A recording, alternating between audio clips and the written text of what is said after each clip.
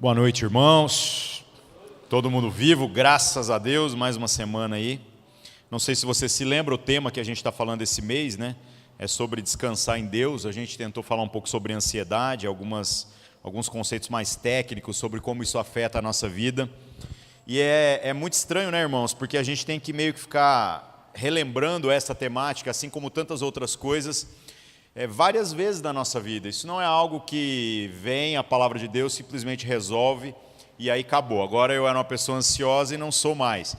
Inclusive a gente vê poucos testemunhos nesse sentido, né? A gente vê muita gente que canta aquele mantra, né, de que eu era um bêbado, vivia drogado, agora encontrei Jesus, na casa do Senhor não existe Satanás. Mas a gente vê poucas pessoas, né? Valeu, mano. Poucas pessoas compartilhando de testemunhos com relação a coisas simples assim. Mas vou falar uma coisa para vocês, irmãos. Até eu estava pensando muito no que o Rafa compartilhou no culto da manhã aqui hoje. A gente tropeça nas pequenas coisas mesmo. As coisas grandes são óbvias. As coisas grandes, todo mundo, de maneira muito intencional, já rejeita para a sua vida. Você, quando começa a andar com Jesus, uma coisa natural é abandonar os grandes pecados. Mas os pequenos são os que comprometem, né? Então não é só uma pedra de 1 metro de diâmetro que atrapalha o seu caminho. Uma pedra no rim pode atrapalhar muito mais. É do tamanho de um grão de areia, mas para você colocar esse negócio para fora, vai custar muito. Entendendo isso, meus irmãos, nós temos o desafio de compreender, então, o que é esse descansar em Deus, como vencer essa ansiedade e como, de maneira prática, há orientações na Escritura para que a gente não fique sofrendo desnecessariamente. O que mais dói na caminhada com Cristo é que nós vemos um grande número de pessoas sofrendo desnecessariamente. Isso me incomoda, sinceramente. Porque quando a gente vai conversar com as pessoas que estão procurando algum tipo de aconselhamento e tudo mais, sabe o que é o pior? As pessoas não querem resolver os problemas. Elas querem alguém que as ouça, alguém que compartilhe, de certo modo, daquilo que elas estão sentindo, que diga alguma bobagem motivacional para elas, que diga tipo assim, eu sei como você está. Isso tanto é verdade que nós nos juntamos exatamente pelos problemas e não pelas virtudes. Imagina que você fosse cego e você ouvisse falar que aqui dentro dessa comunidade tem alguém que tem a capacidade de restaurar a sua visão. Seria lógico que você fizesse de tudo aí para tateando, já que você não enxerga, e conversando com as pessoas e tentar apurar quem que é esse ser humano que pode te ajudar. E aí você iria querer andar com ele, né? Mas na prática a gente não faz isso. Na prática, aquele que não enxerga parece que fica procurando outros que não enxergam, para a gente montar o clube dos que não enxergam e não querem enxergar e tem raiva de quem enxerga também. E nós vamos fazendo isso com todos os nossos pecados. Nós fazemos isso com a nossa ansiedade, com a nossa depressão, com a nossa tristeza. É complicado. Ao invés da gente tentar, sabe aquela pessoa que é tão alegre que você tem até raiva dela? Eu tenho raiva de pessoas muito alegres. Um dia a Marina foi comigo no banco e eu fui buscar um cheque sem fundo no banco, que eu recebi, né? Eu já recebi cheque sem fundo de oferta, irmãos. É muito engraçado isso. Mais de um. Porque eu não pedi, mas o cara quis me dar uma oferta, e ele deu um cheque, e o cheque voltou. E eu faço o que com esse negócio, né? Coloquei no mural lá para ficar rindo dele durante muito tempo. Se não tivesse dado nada, tivesse só falado obrigado, para mim estava mais bem pago, mas está tudo certo. Aí eu fui buscar um cheque sem fundo, a Marina estava junto comigo, e a moça que entregava o cheque era uma pessoa alegre. E eu detesto pessoas alegres. Ainda mais quando ela está numa posição dessa. Então eu estou indo lá buscar um cheque, a hora que eu chego ela fala assim, oi, como você está? E eu assim, com raiva. Porque primeiro eu não queria estar aqui, segundo que você tem que fazer cara de triste. Quem vem buscar um cheque sem fundo está triste. Né? E aí depois a Marina até falou, nossa, você foi muito duro com a mulher. Eu falei, não, mas ela está no lugar errado, ela não pode trabalhar em funerária, ela não pode trabalhar com cheque, ela não pode trabalhar cobrando dívida. Você não pode estar alegre, você tem que se compadecer da pessoa. Bom, meus irmãos, voltando, nós na nossa jornada, infelizmente, não queremos tomar o remédio do Evangelho para os nossos problemas. A gente quer uma empatia pelas nossas dores, isso é muito ruim. Isso é muito ruim. A ansiedade que o Guilherme explanou de uma maneira bem clara, né, no primeiro culto desse mês, é realmente o mal do século. Mas eu queria colocar um pouco mais de peso sobre todos aqueles que, assim como eu, sofrem da ansiedade. A ansiedade, meus irmãos, não é só uma patologia, não. A ansiedade é pecado, viu? A ansiedade é algo que há cura, segundo a palavra de Deus.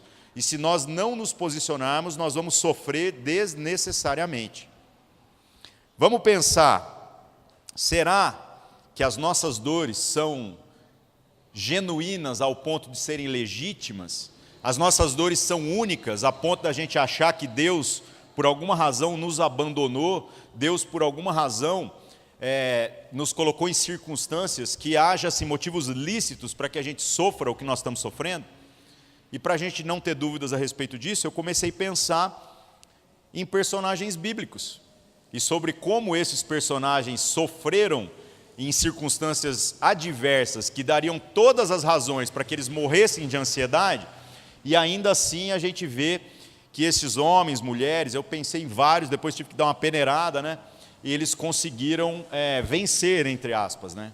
Conseguiram superar as suas dificuldades. Então, meus irmãos, o primeiro nome que me veio na cabeça, quando eu estava pensando assim no panorama bíblico, é Adão. Imagina Adão, e nós não estamos nem discutindo aqui a existência de Adão, hein? Nós estamos só pensando o seguinte, meus irmãos. Imagina um ser humano que conversa com Deus na viração do dia, todos os dias, e aí ele peca, ele sabe o que aconteceu, ele sabe a sua responsabilidade, ele não recebeu o juízo de Deus por recado, ele recebeu o juízo de Deus diretamente, e agora ele é banido da presença de Deus, de modo que ele tem que viver como qualquer um de nós vive.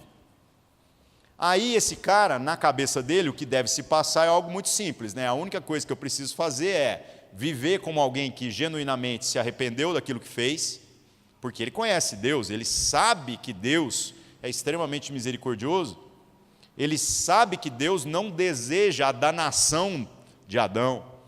E aí o que Adão tinha que fazer então? Ele pensa, então agora eu vou viver como alguém que tem essa consciência da importância de ter uma vida piedosa, e daqui um pouco a minha jornada termina e eu volto para Deus. Então olha que esperança, né? Só que a Escritura diz para nós lá no livro de Gênesis que Adão viveu 930 anos. Digamos que ele tenha pecado ali, né, junto com a sua mulher, aos 30, porque 30 é uma idade boa para a gente pecar. Imagina esse homem ter que viver mais 900 anos. Então Adão é um sujeito que tem todas as razões, todos os motivos aparentes para se consumir de ansiedade, por não saber quando vai chegar o dia em que ele vai voltar para o Senhor, quando vai chegar o dia em que essa conta vai estar resolvida. E no entanto, meus irmãos, na nossa cultura cristã a gente não fala muito sobre isso, né? Toda vez que a gente fala de Adão, a gente fala do pecado. Mas, meus irmãos, Adão não é qualquer um. Adão é alguém que não precisou, como eu disse, ouvir falar de Deus. Ele o conheceu. E exatamente por conta disso, ele foi abençoado, entre aspas, com essa longevidade toda. Então, este homem, não sendo qualquer um, o que acontece? A sua jornada demonstra que ele confiou em Deus. Ele confiou em Deus. E ele nem viu a salvação que estava prevista pelo nosso Senhor para aqueles que temem a Deus, que é Cristo, hein? Porque ele está lá no começo da história.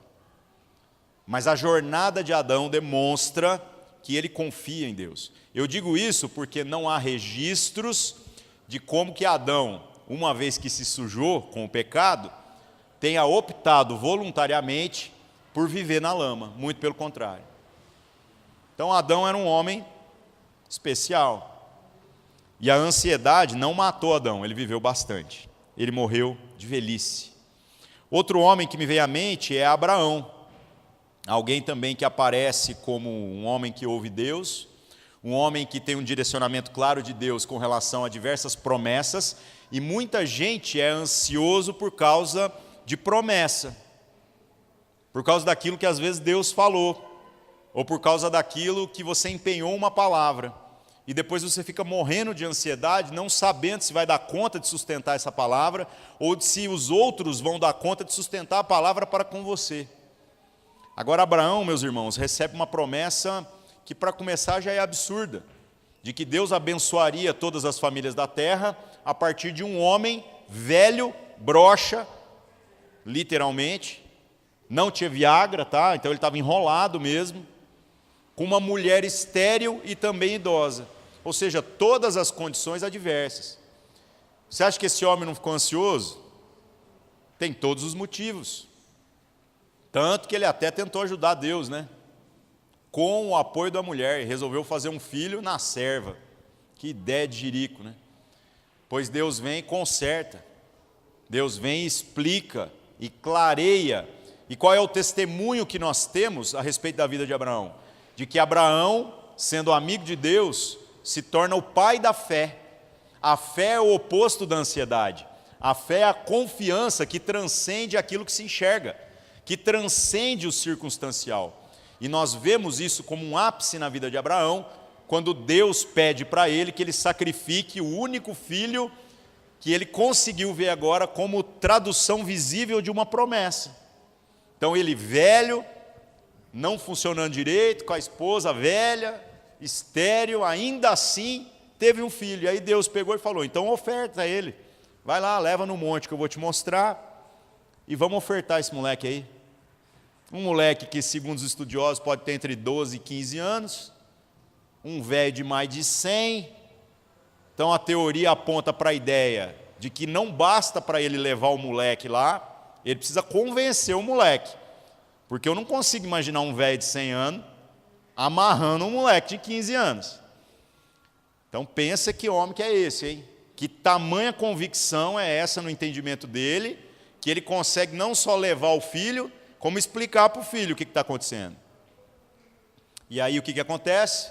Deus provê para si um cordeiro, toda a pedagogia do negócio está explícita na Escritura. Se você quer saber mais sobre isso, assista as novelas da Record ou, estou brincando, leia Gênesis, tá? Pelo amor de Deus, vai direto na fonte, para você ver o que aconteceu, qual é o propósito disso tudo. E o que acontece então? Abraão é o pai da fé, é o oposto da ansiedade. Meus irmãos, Moisés, muita gente está morrendo com a ansiedade por causa de recursos, de dinheiro, de posição. Qual é a história da vida de Moisés? Um homem que foi adotado para ser um príncipe no Egito. Um homem que era parte do povo de Deus, mas Deus lá mexeu os pauzinhos para que ele chegasse numa posição da qual ele não fazia parte e nem merecia. Ou seja, ele estava com todas as contas pagas, dele e de toda a geração dele, para todo sempre. Mas tudo aquilo que às vezes é o que está consumindo o nosso coração, para ele não bastava. E exatamente por conta disso ele abandona e depois é usado por Deus para ser exatamente aquele que ia libertar o povo de Deus da prisão, da escravidão que eles sofriam no Egito. Então a vida de Moisés é uma vida que testemunha uma luta contra circunstâncias que deveriam estar gerando ansiedade mortal na vida dele também.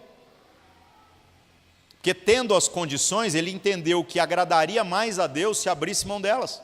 E às vezes nós estamos morrendo é para ter essas condições, que ele entendeu que não valia nada. Depois, quando ele pensa que agora está resolvido, que ele conseguiu ser pobre do jeito que ele queria, Deus manda ele voltar para o lugar de onde ele saiu. Então, meus irmãos, isso tudo vai mostrando que Moisés tinha razões muito claras para que ele se desesperasse. Mas Deus o sustentou e fez com que ele cumprisse a sua vocação até o final. Davi também é um homem, meus irmãos, que em muitas circunstâncias teve N razões para morrer de ansiedade. E o mais legal é que quando você gasta tempo lá meditando em cima dos salmos, você vai vendo sobre como ele é alguém que aprendeu a confiar no Senhor. Em toda circunstância. Há salmos em que ele está se alegrando no Senhor pelas coisas boas, ou seja, ele não permite que mesmo as circunstâncias que pareçam favoráveis ocupem um lugar no coração dele que gere uma ansiedade, uma expectativa vazia, um lugar onde Deus deveria estar e outras coisas estão tomando lugar. Ele não permite isso, ele se posiciona, ele louva a Deus. Mas ele louva mais a Deus ainda quando ele está passando pelo dia mau, pelo dia difícil. Então há muitos salmos em que ele está falando sobre as armadilhas que estão fazendo contra ele. Ele fala sobre os inimigos da vida dele. E os inimigos da vida dele não são tão fáceis quanto os nossos, né? Os nossos é o quê?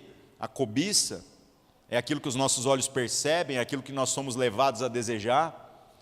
A luta dele não era apenas essas coisas, a luta dele era contra a gente mesmo.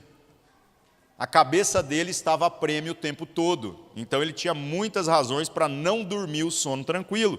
E o que nós vemos em todos os salmos é o testemunho de um homem que depositou a sua esperança no Senhor. Alguém que pode genuinamente ser chamado amigo de Deus. Quem mais? Os profetas. Os profetas é até assim engraçado a gente citar, porque todos eles têm uma mancha no seu currículo, na sua história, com relação a problemas quase de natureza psiquiátrica, de morrer com a ansiedade, de sofrer pelas circunstâncias adversas.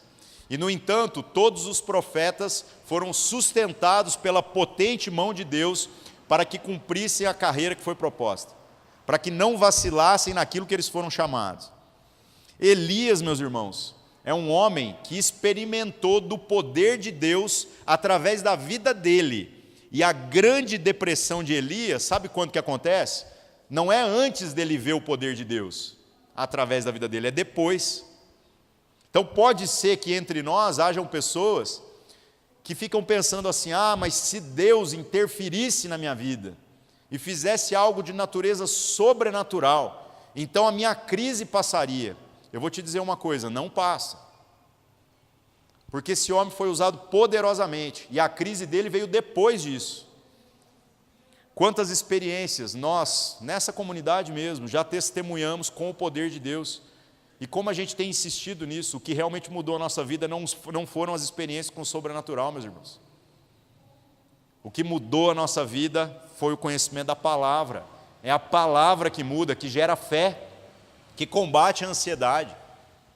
Não somos céticos com relação ao espiritual. A gente já falou muito sobre isso. Quer perder o sono? Vamos trocar ideia um dia aí que a gente conta umas coisas muito cabeludas para você. Mas isso não tem o poder de mudar a vida de ninguém. Confiar em Deus, confiar na sua palavra, gastar a sua vida conhecendo isso, isso muda. Todos os profetas passaram por crise. Jeremias passou por tanta crise que tem até um livro, né? Lamentações de Jeremias. O homem que reclama. Jonas, que homem que sofre, gente. Perguntaram para mim no Instagram essa semana, né? Quais são os seus personagens preferidos no Antigo e no Novo Testamento? Falei, no Antigo Testamento é Jonas. E no Novo Testamento é Natanael. O cara que foi chamado para ser discípulo que tirou Jesus. Tirou Jesus. E o pior é que Jesus ainda falou assim, eis um verdadeiro israelita em quem não há culpa. Gosto demais desses caras, é os bocadura da Bíblia, né? Por que eu me identifico com Jonas lá no Antigo Testamento? Porque Jonas conhece o coração de Deus, conhece a natureza de Deus, ele sabe que Deus mandou ele numa cidade para proclamar juízo, mas o propósito disso é que o povo se arrependesse. Jonas sabe que como profeta do Senhor, não dá para fugir do Senhor. Jonas sabe que ele deve ir lá e cumprir cabalmente aquilo que Deus ordenou que ele fizesse. E no entanto, o que Jonas faz? Exatamente o contrário de tudo aquilo que ele sabe. Um esforço para manifestar a sua repulsa pelas pessoas, tentando fugir de Deus, mesmo sabendo que isso é impossível. E no último minuto, ele ainda denuncia a si mesmo para os caras, a hora que o navio está quase afundando, e diz assim, é só vocês me jogar no mar, que eu não vou me matar, né? Eu não vou sujar minha mão. Eu não vou botar mais esse pecado na minha conta. O que eu vou fazer então? Eu denuncio a mim mesmo. Olha, tudo isso que está acontecendo de ruim aqui é porque eu estou fugindo de Deus. Mas se vocês me jogarem do barco, eu tenho certeza que acabam os problemas. E aí os caras jogam Jonas e Deus faz ele dar um passeio extraordinário. e chegar um pouquinho mais perto do lugar onde ele deveria estar. Qual é a ansiedade da nossa vida? É com relação a não atentar àquilo que Deus tem dito, que é o nosso chamado como cristãos? Porque eu vou falar uma coisa para vocês, meus irmãos. O chamado profético não é essa bobagem que a mídia tem pintado, de gente que adivinha CPF, que adivinha placa de carro. Se eu for no Google aqui, eu consigo descobrir essas coisas todas a respeito da maioria de vocês. Até se está com nome sujo no SPC Serasa. Não é isso. O profeta não é o cara que vai ficar falando eis que te digo e dizendo coisas a respeito do futuro.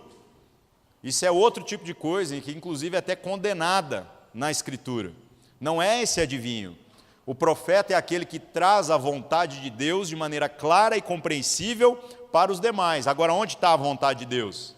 Aqui. Então, todo aquele que aprende alguma coisa a respeito de Deus e a compartilha, está profetizando. É por isso que o apóstolo Paulo fala que de todos os dons, aquele que nós deveríamos buscar com mais afinco é o dom de profetizar. É o dom de entender aquilo que Deus está falando e comunicar isso a alguém de maneira clara e inequívoca com as suas próprias palavras. Esse é o papel do profeta. Agora, tem gente que vive na ansiedade por conta disso. Ansiedade porque gostaria que, às vezes, o seu marido ou a sua esposa, ou o seu pai ou a sua mãe ou o seu amigo fossem mais crentes do que são e você está ansioso com isso. Nós temos N testemunhos de pessoas que passaram pelas mesmas circunstâncias. E o testemunho dos profetas é o mais forte, porque geralmente era um homem ou uma mulher levantados no meio de uma nação inteira, onde a maioria rejeitava a mensagem de Deus. Então precisamos aprender a descansar. Às vezes a nossa ansiedade é semelhante à de Pedro, Tiago, João e outros, que tiveram o privilégio de experimentar de milagres de Jesus e ainda assim se desesperaram. Os caras estão no barco, na hora que o barco está quase afundando no meio da tempestade, e Jesus está lá. E, no entanto, o que o texto do Evangelho descreve para nós é que a ansiedade deles não foi amenizada pelo fato de Jesus estar lá. Eles se desesperaram mesmo, eles foram lá acordar Jesus. E depois da transfiguração, outro momento particular, em que Jesus, sei lá, virou super saiyajin, leva alguma coisa que a gente não conhece, transfigurou. Imagina que você está vendo o Jesus natural e de repente você passa a ver uma imagem do sobrenatural. O terror caiu sobre estes homens. Que imagem poderosa! E esses homens caíram sobre o seu rosto ali no chão e se desesperaram. Na crucificação, mais ainda. Jesus já havia predito todas as coisas.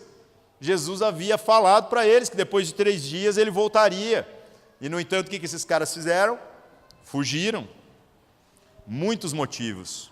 Paulo, o apóstolo Paulo, em certa ocasião, ele testemunha as perseguições, ele testemunha a violência física que sofreu, quantas vezes foi apedrejado, quantos naufrágios sofreu por conta de tentar chegar num lugar que entendeu da parte de Deus que deveria estar para pregar o Evangelho. Quantas vezes dormiu no cemitério, entre os túmulos, porque não tinha um lugar para ficar. Este homem testemunha nas suas cartas que ele chega ao ponto de quase se desesperar da vida. E, no entanto, qual é o seu testemunho final? Estando na cadeia, já sabendo que talvez de lá não saia, ele diz: completei a minha carreira, guardei a fé, não tenho dúvida de que tudo aquilo que Deus desejava que eu fizesse, eu fiz. Há mais motivos para que esse homem se desespere do que todos nós aqui. No entanto, era gente que está perdendo o sono. E o último aqui que eu gostaria de citar é Jesus. Imagina a angústia de Jesus, que é saber 2 coisas. O primeiro é o que ele vai sofrer. E o segundo é o quanto vai custar. Porque todo o sofrimento físico de Jesus, que não foi pouco, ainda não chega aos pés do quanto isso custou. O rompimento da Trindade, quando o Pai literalmente vira as costas para ele, quando todos os pecados da humanidade são colocados sobre ele. E isso é um evento ímpar na história do universo. O Filho está lá na cruz, e qual é a palavra de Jesus? Pai, por que me desamparaste? Isso é inédito. Talvez pior do que o que aconteceu deve ter sido Jesus caminhar por 33 anos sabendo que isso aconteceria, sabendo que é para isso que ele veio. Isso não é uma circunstância, isso é um plano eterno de Deus, do qual ele sempre fez parte. Se fosse qualquer um de nós não dormiríamos uma noite sequer da nossa vida, né? No entanto, esse mesmo Jesus é o que estava dormindo no barco, que eu falei agora há pouco, quase afundando, o sono do bebê, sem dificuldade nenhuma. O barco afundando, entrando água no barco, e os caras têm que acordar ele. É aquela frase, né? O sono dos justos. Por quê? Porque ele confia.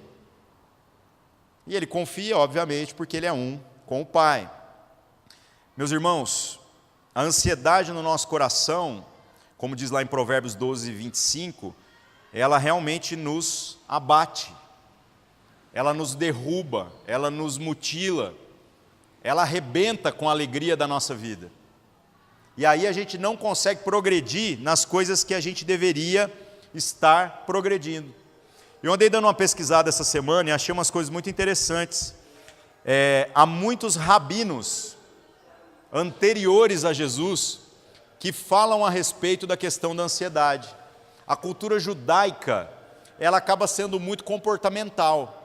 A fé cristã, pela sua influência filosófica, a sua influência pós-paulina, ela acaba tendo muito essa linha onde a gente trabalha muito as coisas no ambiente do pensamento. O Antigo Testamento, ele não trabalha tanto no elemento do pensamento, ele trabalha muito mais na conduta. É óbvio, meus irmãos, que a nossa conduta é um reflexo daquilo que nós somos. Mas talvez, se a gente olhasse um pouco mais para a nossa conduta, a gente teria um diagnóstico mais preciso de onde verdadeiramente está o nosso coração, onde estão as nossas esperanças, se de fato há fé em nós ou não. Então eu encontrei vários rabinos falando sobre isso. Eles diziam que aquele que se preocupa precisa ser intencional, no sentido de banir as preocupações dos seus pensamentos. Quase um palestrante motivacional, né? E aí eu falei, legal, isso é o que todo mundo quer. Quem está nervoso, a única coisa que você quer fazer é não ficar nervoso. Mas aí o cara diz assim, rasgado, aquele que se preocupa deve banir as preocupações dos seus pensamentos. E depois ele vem dando a receita. Como que então faz isso? E aí isso fica interessante. Porque esses rabinos, homens anteriores a Cristo, que não tiveram a oportunidade de receber a palavra que nós recebemos, ainda assim, eles aprenderam alguns princípios que continuam valendo. Um deles, você deve dizer para as pessoas certas quais são as suas preocupações, porque isso traz cura para a sua vida. Você fica menos ansioso quando você reparte a sua ansiedade, ou o que você está vivendo, ou o que você está passando com alguma pessoa, mas tem que ser a pessoa certa. Eu não falei aqui no começo que a gente se junta pelos nossos problemas? Quando você junta com alguém que tem o mesmo problema que você, nós temos a tendência de começar a ter empatia pelo que está errado. Isso é muito ruim, viu, gente? Teve um tempo aqui que toda vez que a gente juntava uns homens, graças a Deus já deu uma melhorada. Aí juntava os homens num canto, as mulheres nos outros, aí os homens começavam a falar mal das suas esposas. E aí sabe qual que era o conselho que um homem dava para o outro? Falava assim, não, mulher é tudo igual. É desse jeito mesmo. Vou falar um negócio para vocês, meus irmãos, isso aí é do capeta esse conselho, viu? Porque a mulher de Cristo, que é a igreja, ela não é igual às mulheres dessa igreja aqui. Ela é muito pior. E, no entanto, ela dá muito mais certo. Por quê? Porque quem a faz dar certo é Cristo. Cristo é o fiador dela. Cristo está dizendo que ela vai chegar lá do jeito que ela tem que chegar. Santa, pura, irrepreensível. Ele é que está fazendo isso acontecer. Ou seja, Jesus, quando está reunido com a gente e vê a gente falando mal da nossa esposa, ele não se ajunta nessa roda dos escarnecedores. Não junta. Mas nós temos essa tendência. E aí as mulheres também, né? Começam a juntar e falam assim, não, mas os homens são tudo igual. Pode até ser, mas nós temos que trabalhar para ser diferente. Eu gostaria que os homens fossem todos iguais de Jesus, aí seria uma bênção, né? Temos muito para remar. Então cuidado, que a gente está se juntando muitas vezes pelas coisas erradas. Aí na hora que você tem que achar a pessoa certa para compartilhar a sua preocupação, para encontrar cura para a sua vida, o que você faz? Procura aquele que se compadece do cultivo do erro. Isso é um problema, viu, meus irmãos? A orientação de Jesus com relação à ansiedade é muito simples. Está lá em Mateus capítulo 6. Abre lá, por favor. É o texto central daquilo que a gente tem para essa semana. Mateus capítulo 6, verso 25 e 26. Quando a gente fez a exposição de Mateus na quarta-feira, nós gastamos bastante tempo tentando mastigar o que essas palavras significam. Mateus capítulo 6, verso 25 e 26, diz assim, Jesus falando: por isso vos digo, não andeis cuidadosos, ansiosos com relação à vossa vida, pelo que haveis de comer ou pelo que haveis de beber, nem quanto ao vosso corpo, pelo que haveis de vestir. Não é a vida mais do que o mantimento e o corpo mais do que as vestes? Olhai as aves do céu, que nem semeiam e nem cegam, e nem ajuntam em celeiros, e o vosso Pai Celestial as alimenta. Não tendes vós muito mais valor do que elas? Essa é a proposta bíblica para nós, que a gente então confie. Mas aí, meus irmãos, vem a pergunta, é para buscar o reino de Deus em primeiro lugar. Do que se trata então esse reino de Deus? O que é esse reino de Deus que a gente deve buscar? O reino de Deus é cada um de nós agora substituir aquilo que estava nos causando ansiedade intencionalmente por algumas características claras de quem conhece Deus. A primeira delas é, nós devemos manifestar a nossa cidadania.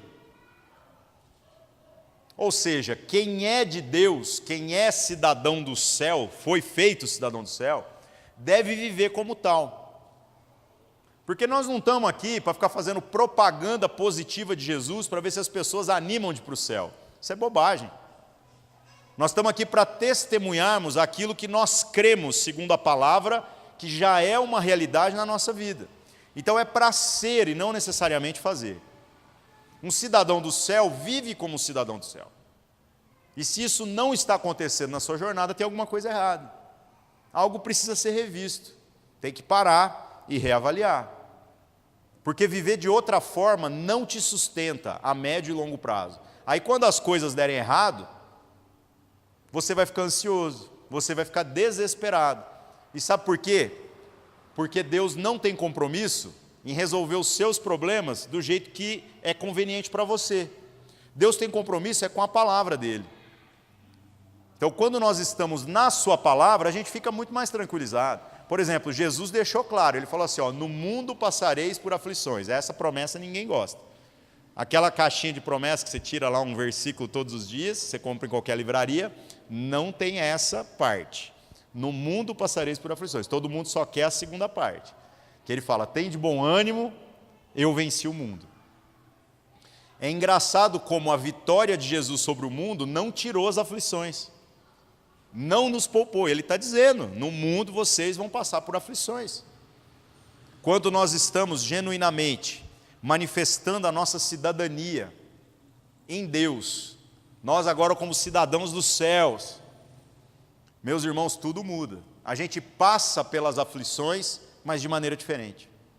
A gente chega todo cheio de cicatrizes do outro lado, mas a gente chega.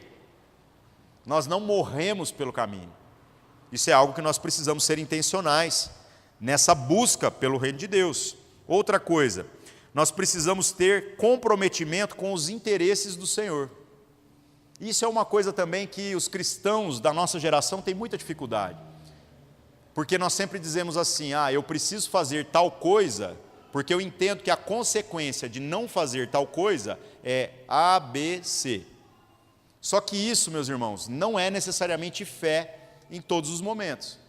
Por exemplo, se eu disser para você me explicar por qual razão o homicídio é pecado, eu tenho certeza que todo mundo aqui vai ser capaz de explicar sobre como a vida é sagrada, sobre como a vida é de Deus. E a gente não pode tirar a vida sem uma razão absolutamente justa. Seria no caso da legítima defesa ou algum outro caso parecido. É muito claro, mas se eu perguntar para você por que eu não posso cobiçar a mulher do próximo, já tem gente que tem dificuldade. Porque o cara fala, rapaz, mas é só uma olhadinha, só no meu pensamento. E por que isso acontece? Porque nós não conseguimos, de maneira imediata, alcançar quais são as consequências disso. Quer saber quais são as consequências? Outro dia eu explico, hoje não, que não vai dar tempo, tá? Outro dia eu explico. Há muitas e sérias. O que eu queria enfatizar hoje é o seguinte, mesmo que a gente não entenda o porquê, se o Senhor falou, faça isso ou não faça aquilo, só porque o Senhor falou já deveria bastar. Se precisa de mais alguma explicação, isso já pode estar demonstrando na nossa jornada falta de fé. Perguntam para mim constantemente, né? Você discorda de alguma parte da Bíblia? E aí é sempre o mesmo testemunho, eu discordo de várias partes da Bíblia, mesmo sabendo que ela está certa e eu estou errado. Então a minha opinião não é verdade e não tem peso, nem para a minha vida, quanto mais para a sua. A palavra de Deus tem. Então todas as coisas em que eu racionalmente penso assim, isso aqui eu não entendo, então eu tenho até os motivos para não acatar, simplesmente porque é a vontade do Senhor, eu me submeto. Meus irmãos, quem busca o reino de Deus se compromete com os interesses do Senhor. Não faz só aquilo que alcança, faz até o que não alcança. Não é o servo inútil, é aquele que transcende mesmo. Não é aquele que vive só pelo que vê, é aquele que vive pelo que crê, por aquilo que Deus está dizendo. E vai além daquilo que vê. Se isso não é uma realidade na nossa vida, precisamos rever as coisas. Buscar o reino de Deus é priorizar objetivo, tempo, recursos e sonhos que estão alinhados com a vontade de Deus. Isso é buscar o reino de Deus. Priorizar objetivos. Me incomoda sobre como hoje nós somos uma geração sem objetivo, sabe? Todo o período que a gente trabalhou com escola de missões, eu fazia uma pergunta para quase todos, né, os que eu tinha mais intimidade. Eu dizia para a pessoa assim, qual é a sua ambição no ministério? E muitas pessoas se assustavam com essa pergunta, porque diziam assim, o que você está querendo dizer? Porque a ambição fica parecendo que é só dinheiro, né? E aí era muito engraçado. A gente tem o testemunho de alguns amigos que o cara era ninguém. E aí ele testemunhava, ele dizia assim, a minha ambição é, quando eu terminar esse curso, eu vou voltar para a minha cidade, e então eu vou entrar no seminário, e então depois eu quero servir a minha igreja, e um dia eu quero ser pastor. E sabe o que aconteceu com essa pessoa? Exatamente tudo aquilo que ela ambicionou. Diferente do que ela planejou? Com certeza. Mas era alguém que entendia um propósito. Agora nós somos uma geração sem peso na história só porque a gente não tem objetivo. A gente vai só caminhando. Como se o reino de Deus não tivesse objetivo. Eu não estou falando que você tem que desejar ser um pastor ou qualquer outra coisa, mas um desejo mínimo deveria haver em todos nós. O desejo de não envergonhar o nome do Senhor. Isso é básico. Do tipo assim, Senhor, a única coisa que eu quero é que hoje eu seja um pouquinho melhor do que ontem, que eu não retroceda. Para que quando o Senhor voltar, ou eu morrer antes e ir de encontro ao Senhor, eu não tenha motivo para envergonhar o seu nome. Muito pelo contrário.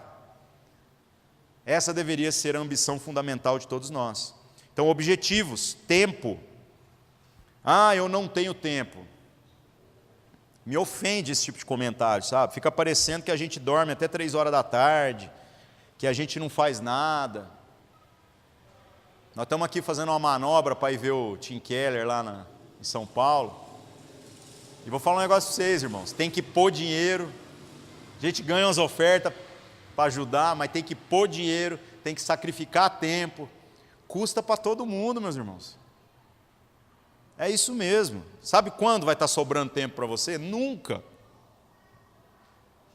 Uma vez eu tive a oportunidade de perguntar para um cara chamado David Pierce, que trabalha com uma missão chamada Steiger, e o ministério dele sempre faz coisas de volume financeiro muito expressivo. Eles montavam uma banda, faziam uma turnê no Oriente Médio, em lugares onde o cristianismo nem pode ser pregado publicamente, e aí eles lá no meio do show, eles pregavam o Cristo crucificado. Uma coisa extraordinária. E aí ele mandava e-mail assim, gente, precisamos de $300 mil até quarta-feira para a turnê acontecer. E aí eu lia o e-mail e falava assim, coitado. Aí passava 2 dias, ele mandava um e-mail e falava assim, obrigado, irmãos, já alcançamos os $300 mil, e a turnê acontecia e chegava as fotos depois. Aí a gente trouxe ele para um acampamento uma vez, esse cara, hein? Um tiozão de 50 e todos anos, de dread, coisa mais ridícula.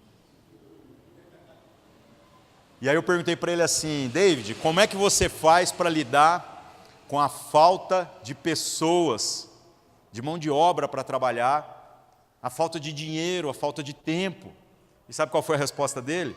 Ele falou, quando essas coisas estiverem sobrando na sua vida, é porque a igreja já está morta, ou sua vida já está morta. Você já morreu, meu filho. Porque não sobra. A gente tem que ter prioridade. Quando você quer alguma coisa e quer verdadeiramente, você arruma tempo, colega. Você faz um esforço, então não dê essa desculpa para Deus. E eu coloquei aqui também dinheiro, recursos, porque onde está o nosso tesouro, aí está o nosso coração. Tem muita gente que o tesouro, que é o lugar onde está o coração, é pagar a conta. Se a gente está vivendo só para pagar a conta, a gente está vivendo de uma maneira medíocre, viu? Medíocre. Não precisa nem ser crente para te falar isso. Até quem está trabalhando só por dinheiro mesmo, quem está servindo a mamon, sabe disso. Se a sua jornada se resume a pagar contas, a sua jornada é medíocre. Aí depois vem o discurso do cara, invista em algo rentável. Amém. Mas se a gente não investe nem no reino de Deus, tem que ver direitinho esse negócio. E os sonhos de Deus são os nossos sonhos? Mas eu não sei quais são os sonhos de Deus. Então, se você não se debruçar nesse negócio aqui, e não começar a aplicar isso na sua jornada, como é que você vai saber quais são os sonhos de Deus para você? Tem gente que acha que rasgou o céu, veio a voz do Cid Moreira e falou com a gente um dia, Ari, serás pastor de uma igreja lá na Monsenhor Eduardo. Eu já tinha vazado fora se eu ouvisse isso. Você vai ganhar tanto, não sei como suas contas vão pagar, porque a igreja não tem como te remunerar, mas você vai ter outros 2 empregos, você é o pai do Cris. Nunca aconteceu, irmãos. Nós estamos aqui ralando, e com a graça de Deus, vivendo tudo aquilo que a gente tem que viver. Para encerrar, meus irmãos, como nós podemos nos curar da ansiedade? Como nós podemos, então, superar isso que está nos aprisionando? Aquilo que os rabinos falaram, que nós temos que banir a preocupação dos nossos pensamentos, e que nós precisamos dizer às pessoas certas quais são as nossas preocupações, está também no Novo Testamento. Ou seja, homens que andaram com Deus antes de Cristo, já entenderam princípios de Deus mesmo, eternos praticamente, que servem para a nossa vida. Abra sua Bíblia para a gente encerrar, no livro de Tiago, capítulo 5, lá no finalzinho, quase caindo no Apocalipse. Tiago,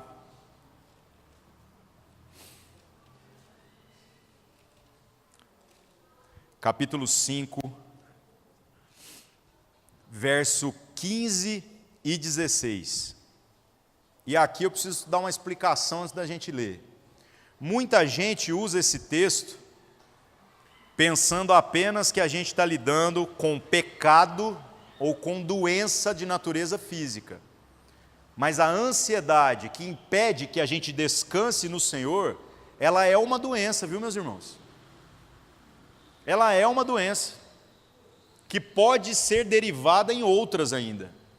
Pode se tornar uma depressão, pode se tornar um distúrbio psiquiátrico, onde você vai ter uma crise de pânico. Isso não é anormal, isso é o natural. Então entenda que nós estamos falando de doença mesmo. Agora o que diz? Tiago capítulo 5, verso 15 e 16. Vamos ler o 14 também? Vamos voltar um aqui. Está alguém entre vós doente? O ansioso está doente, viu, meus irmãos? Chame os presbíteros da igreja e orem sobre ele, ungindo com azeite em nome do Senhor. Há uma controvérsia com relação a esse ungir com azeite, né? Porque a gente fala assim, o óleo representa o Espírito, né, meus irmãos? Mas o curioso é que o que representa a ação do Espírito aqui não é o óleo. O que representa a ação do Espírito é a imposição de mãos dos presbíteros, que seria a figura dos pastores hoje da igreja. É nisso que está a ação do Espírito. O que cura mesmo, de maneira sobrenatural, é esta imposição de mãos, né? Que está ministrando o Espírito.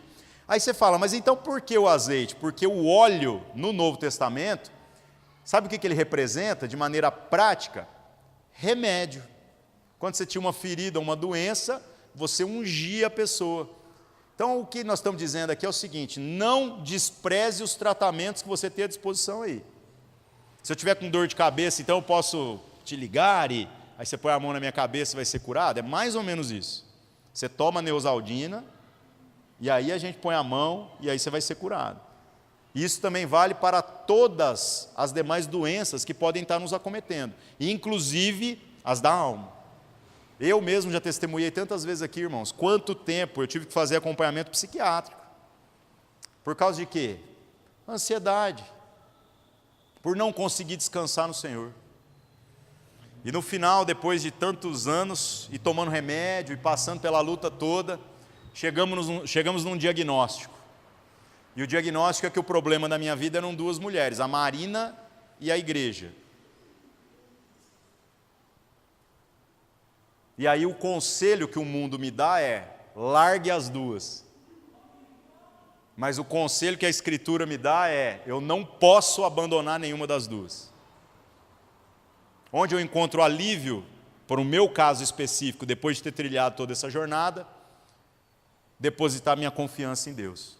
De que a igreja, que eu estou tendo raiva, ela não é desse jeito, ela é como o Senhor está dizendo. E se a minha esposa não é como deveria ser, a responsabilidade é absolutamente minha. E aí eu passo a trabalhar por isso.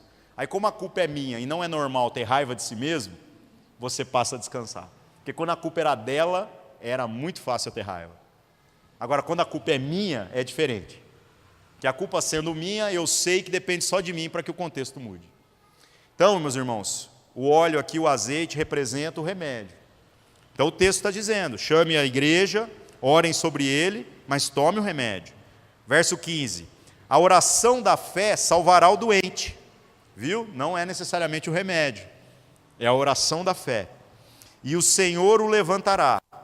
E se houver cometido pecados, ser-lhe-ão perdoados.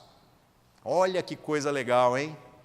Quer dizer que a igreja tem essa responsabilidade também? Tem. Eu estou estendendo demais no horário aqui, mas essa vale a pena contar. Teve um irmão aqui uma vez, irmãos, que ele marcou de conversar comigo 3 horas da tarde numa segunda-feira. Sabe o que é alguém te ligando 3 horas da tarde numa segunda-feira? É alguma coisa muito ruim. É muito ruim. E aí eu falei para o cara, vem aqui, vamos conversar. Aí o cara chegou lá, e aí ele contou todas as peripécias do que ele aprontou no final de semana. Todas de cunho sexual. E aí eu ouvi aquilo tudo. E não falei nada. Aí a hora que terminou, ele falou assim, e aí? Falei, e aí beleza, vamos embora então? E ele entrou em crise, ele falou assim, como assim? Você não vai dizer nada? Falei, mas eu vou dizer o quê? Seus pecados estão perdoados? Se é isso que você quer ouvir, eu digo, você já está confessando, eu estou vendo que você está arrependido. Seus pecados estão perdoados. Posso ir embora agora?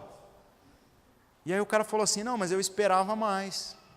E aí eu disse para ele, eu também. Eu esperava, seu vagabundo, que quando você tivesse vontade de fazer tudo isso que você fez, você me ligasse. Antes e durante, mas não depois. Porque é a enésima vez que você vem me contar a mesma história. Está parecendo que eu sou seu amigo para a hora que você precisa, mas você não é meu amigo. Você não deixa eu entrar na sua vida. Verso 16. Confessai as vossas culpas uns aos outros, e orai uns pelos outros, para que sareis. A oração feita por um justo pode muito em seus efeitos. Era isso que esse homem tinha que ter buscado. Só que nós fazemos exatamente o oposto disso. Nós pegamos o que há de ruim na nossa vida, e ao invés de nós nos confessarmos, enquanto isso ainda é apenas um sentimento, é apenas uma angústia, é apenas falta de fé, e então a gente se junta com os irmãos, e com os irmãos melhores que a gente, viu, gente? Porque a oração do justo é que é eficaz, que pode muito em seus efeitos. Aí você vai dizer, mas quem é justo? Sabe quem é justo, meus irmãos? Quem vive na prática da justiça, e a justiça é a palavra de Deus.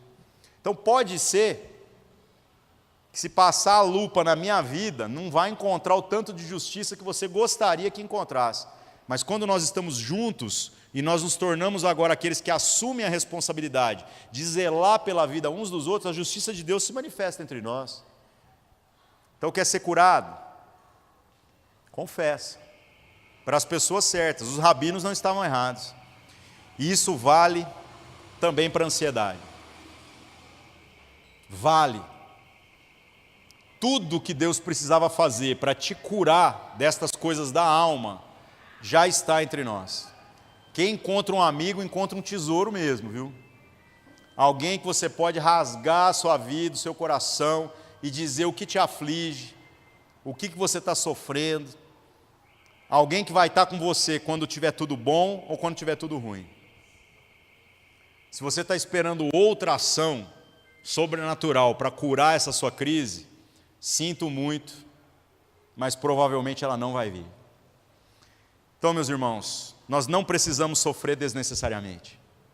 Nós precisamos confiar em Deus, confiar na sua palavra e tomarmos o remédio que nos foi proposto. O remédio, a cura para as nossas emoções está na comunhão. Está na vivência onde a gente se permite que o outro toque, entre no nosso coração, e a gente também assume a responsabilidade de tocar e de entrar no coração do outro. É gente cuidando de gente. Aí nós vamos poder fazer aquilo que fala lá no texto de Romanos. Nós vamos nos alegrar com os que se alegram e chorar com os que choram. Isso vai ser maravilhoso. Sofrer, muitas vezes, é inevitável, mas sofrer sozinho é opcional. Morrer de ansiedade e de angústia é uma opção tola, e nenhum de nós deveria escolher isso para si. Amém, meus irmãos? Vamos orar. Coloque a sua vida nesse momento diante de Deus. Pense aí em quais são as razões da sua ansiedade, e se você não sabe, diga isso para Deus. Senhor, revela para mim. Quais são as circunstâncias que estão afetando as minhas emoções, que estão me deixando preocupado?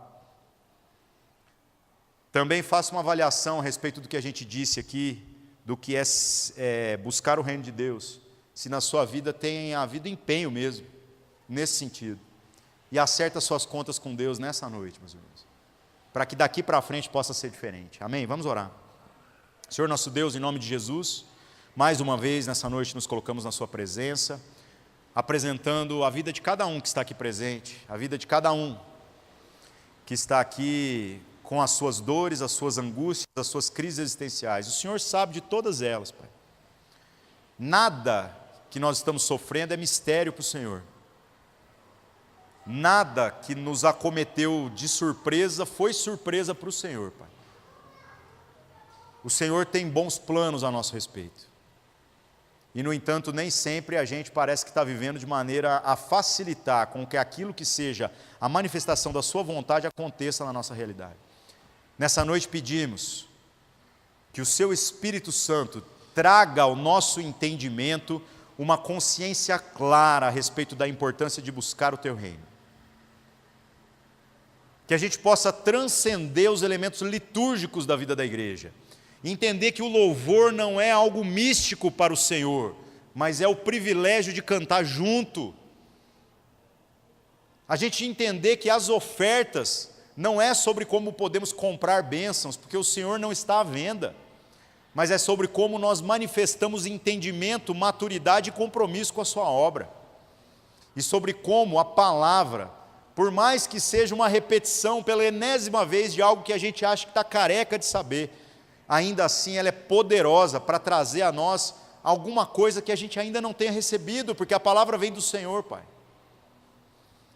Mas principalmente, Senhor, eu peço que o Senhor nos cure com relação à comunhão, para que a gente pare de vir aqui para ter uma experiência só com Deus, sendo que o propósito do Senhor para a sua igreja é que o instrumento de cura para a vida uns dos outros seja exatamente a nossa vida. Usa-nos, Senhor, como instrumento para curar o outro, e permita que nós sejamos curados pelos nossos irmãos. Derrama no nosso meio, Senhor Deus, de intencionalidade no sentido de buscar verdadeiras amizades. Amizade com gente que pode nos ajudar, e não com gente que está querendo colecionar o mesmo pecado. Nos auxilia nisso, Senhor. E que a graça do Senhor, que tem nos sustentado, possa não apenas nos dar sobrevivência nessa jornada de espiritualidade, mas trazer plenitude mesmo. Senhor, se é só para ser salvo, se é só isso, se é só sobre como estaremos com o Senhor na eternidade, então nos leva para junto do Senhor logo.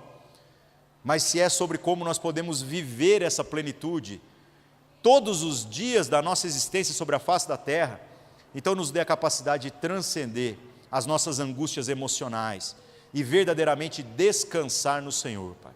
Em nome de Jesus, oramos e agradecemos. Amém. Amém, meus irmãos. Mais algum aviso? Não? Uma boa semana para você.